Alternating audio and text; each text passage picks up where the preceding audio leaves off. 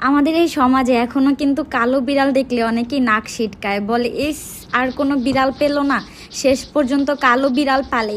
Even আমিও অনেক কথা শুনছি, আমার আত্মীয় স্বজন বলেন, আমার ফ্রেন্ড সার্কেল বলেন, অনেকেই আছে যারা কালো বিড়াল দেখলে একটা নাক সিটকায়, বলে এ রে ওরে দেখলে তো ভয় লাগে, কালো বিড়াল তো পালা উচিত না, কালো বিড়াল নাকি হেঁটে গেলেও নাকি পাপ হয়, এই ধরনের মন্তব্য করে।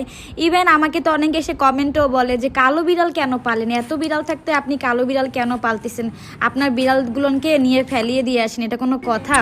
মানে মানুষ আসলে আধুনিক হয়েছে, বাট এখনও না সব দিক থেকে তারা আধুনিক হয়নি। রঙের জামা কাপড় স্মার্ট হলে হয় না, সব দিক থেকে আধুনিকতা নিয়ে আসতে হয়।